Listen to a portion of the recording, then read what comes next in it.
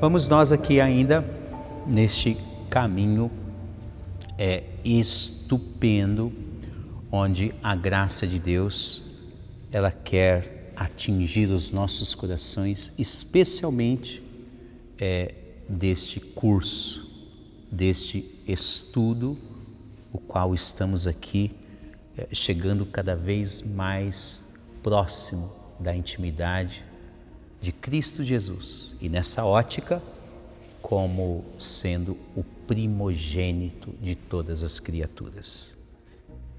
E agora nós vamos fazer a nossa oração diária no início de cada aula. E peço a você que confie também nesta oração inicial.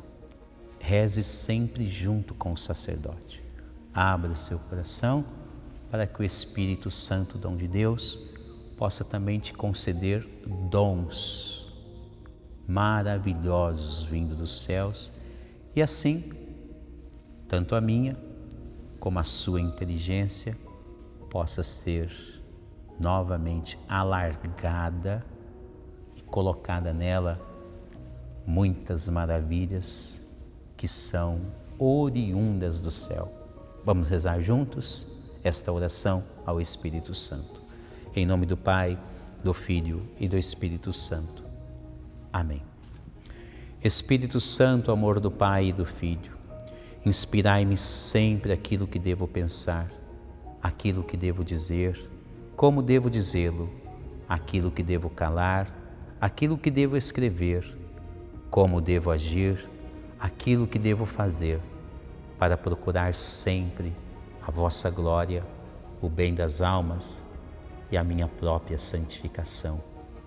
Amém. Em nome do Pai, do Filho e do Espírito Santo. Amém. São José, rogai por nós. Nossa Senhora Aparecida, rogai por nós.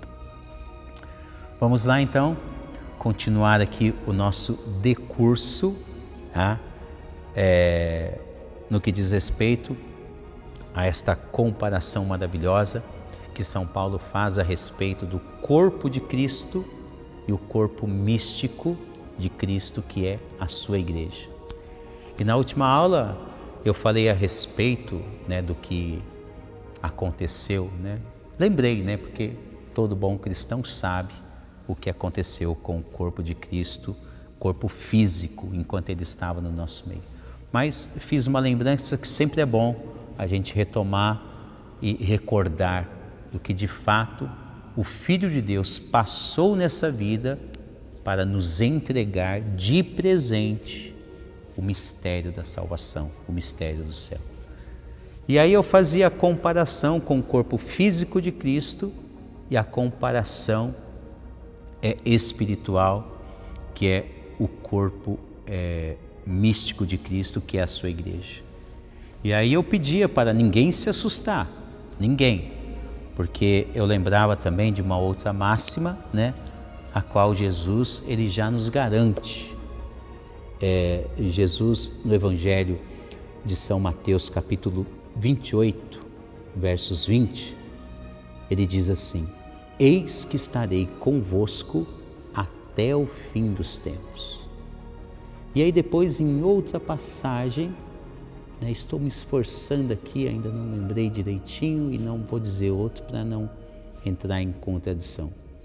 Mas Jesus, ele diz, eis que estarei convosco, acabei de dizer, eu venci o mundo, coragem, eu venci o mundo.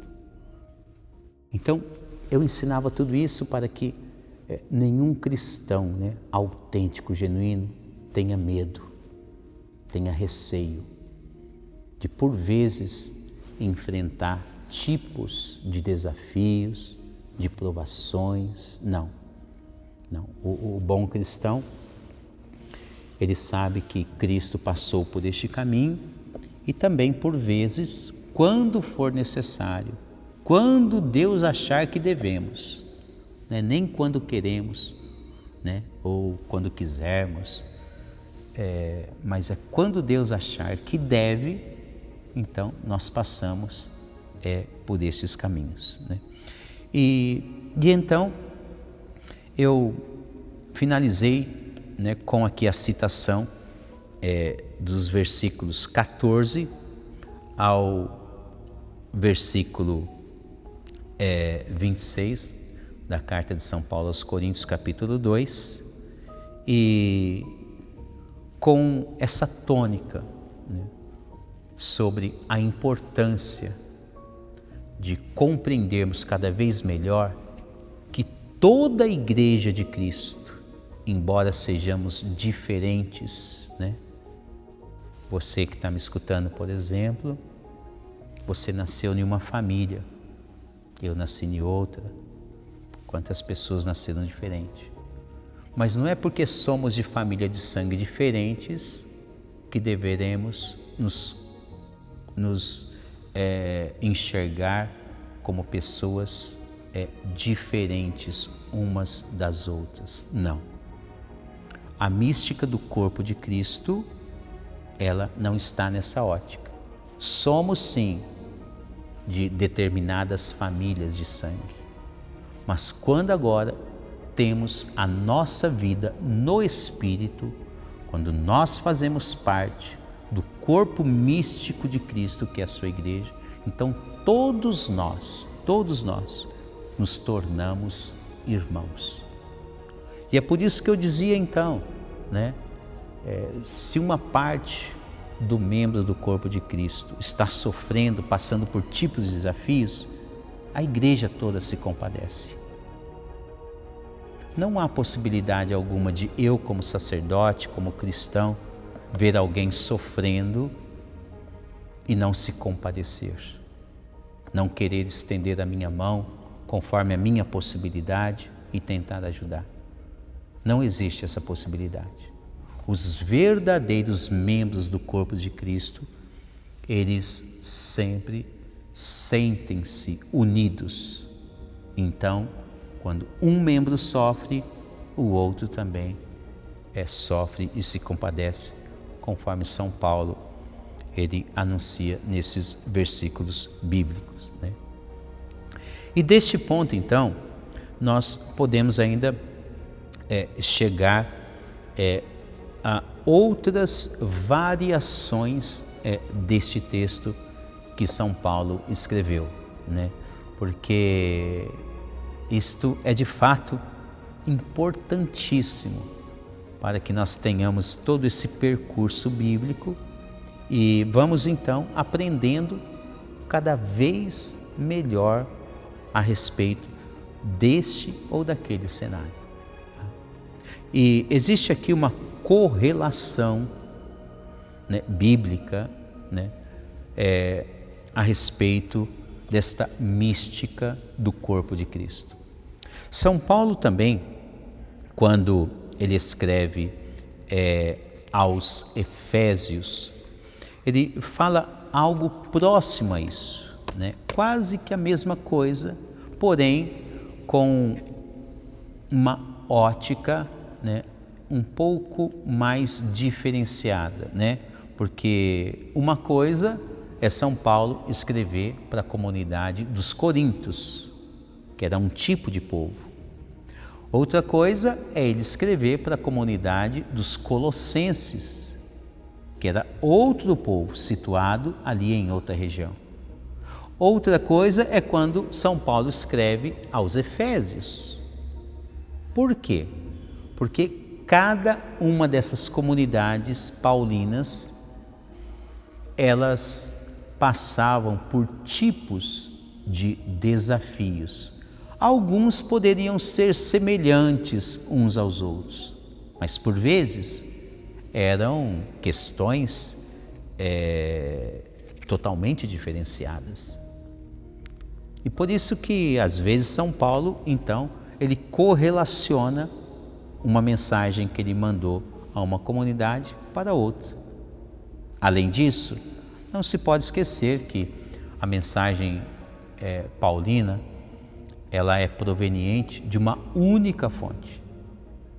Então, as mensagens, por mais variadas que são, elas têm a mesma origem. E por vezes, então, se assemelham ou talvez parecem ser muito diferentes uma das outras. Tá? Então, olha só, São Paulo escreve aos Efésios também e traz um pouco essa tônica a respeito da mística do corpo de Cristo. Tá? E aqui no subtítulo, né, então na Bíblia de Jerusalém, está escrito assim: a reconciliação dos judeus e dos gentios entre si e com Deus. Judeus e gentios. Judeus, sempre foram aquele primeiro povo, a raça eleita por Deus, desde a primeira aliança que Deus fez com Noé, fez com Abraão e depois chamou Moisés. Né? Está ali uma herança dos filhos dos hebreus, né? Que passaram ali pelo Egito, enfim. Né? E agora nós chamamos eles de israelitas, de judeus. Né? Então, quando se fala judeus, são os primeiros povos que eram destinados à salvação de Cristo. Mas agora você vê que no subtítulo se fala, né, a reconciliação dos judeus entre si, dos judeus e dos gentios entre si e com Deus. Gentios, não se esqueça, já aprendemos em outra aula, se refere aos povos pagãos. Agora então, nota-se claramente que além daquele primeiro povo escolhido, então Deus está deixando claro, a salvação é para todas as pessoas que se converterem. Não é somente para este ou aquele grupo, não. E por isso então a primeira mensagem se refere, né, a uma máxima importantíssima. São Paulo ele vai dizer aqui nos primeiros versículos, a partir do versículo 11, né, sobre aquelas pessoas que estavam distantes da graça de Deus. E ele diz: olha, agora vocês que antes eram gentios, eram considerados incircuncisos pelos que se chamavam circuncidados. Quem eram os incircuncisos? Os povos pagãos. Os circuncidados, os povos judeus. São Paulo vai dizer, em virtude da operação manual na sua carne, né, a circuncisão, né, ela vinha por uma operação manual, né, era como se fosse o que nós chamamos hoje, para você entender, quando a criancinha nasce com o órgão genital dela, né, quando o menininho nasce com o órgão genital dela, mais fechado, então se tem a operação que nós chamamos de fimose. Então se faz uma operação para que o órgão genital do menino, né, ele possa ser ali devidamente utilizado, né, com todos os seus meios, né, com toda a sua forma de ser. Né? Então, no Antigo Testamento, a circuncisão era feita também no prepúcio, né, no órgão genital masculino, ali quando a criança tinha entre 10 e 12 anos. E aí eu digo uma coisa para você também, já aproveitando o ensejo, né? Imagine como que era essa circuncisão, né? Porque não tinha naquele período, né? Desde o Antigo Testamento, né? Desde o Antigo Testamento não tinha anestesia, não tinha analgésico, não tinha cibalena, não tinha Dorflex, não tinha antibiótico, não tinha nada, né? Então era feito assim no rasgo, com aquelas pedras pontiagudas, era feito no rasgo, né? É uma coisa assim de se pensar. Então é isso que São Paulo está dizendo, né? Aquela operação feita na carne, entendeu? Então quem fazia aquela operação na carne né, se gabava por vezes e dizia: eu sou circuncidado.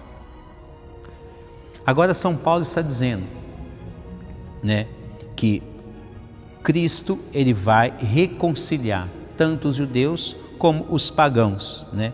E aí ele continua: lembrai-vos de que naquele tempo estáveis sem Cristo, excluídos da cidadania de Israel e estranhos à aliança da promessa, sem esperança e sem Deus no mundo. Mas agora, em Cristo Jesus, vós que outrora estáveis longe, fostes trazidos para perto pelo sangue de Cristo.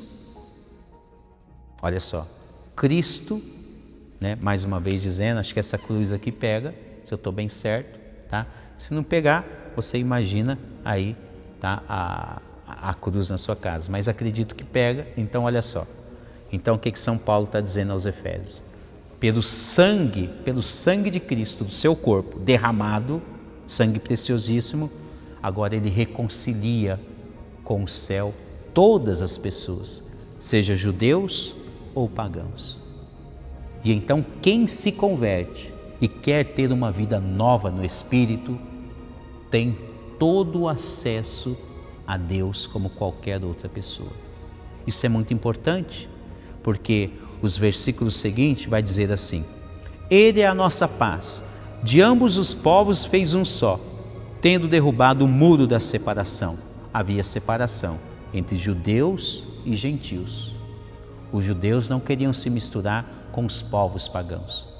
E agora São Paulo está explicando. Cristo, com sua morte na cruz, ele derruba esse muro da separação. Ele junta todo mundo num só corpo, o corpo místico de Cristo.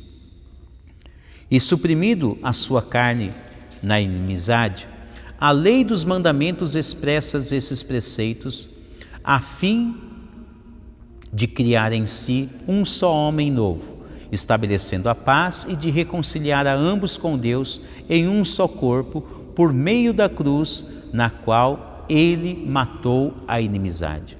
Assim ele veio e anunciou paz a vós que estáveis longe, a paz aos que estavam perto, pois por meio dele, nós judeus e gentios, num só Espírito, temos acesso ao Pai.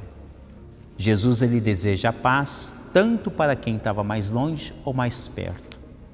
E agora então, a partir do seu Espírito, nós temos acesso ao Pai.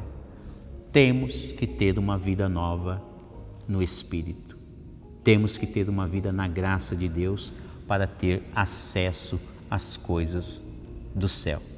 E é isso então que nós estamos vendo, né? Partindo daquele princípio o qual Jesus ele nasce com este objetivo de reconciliar todas as coisas, todas as criaturas.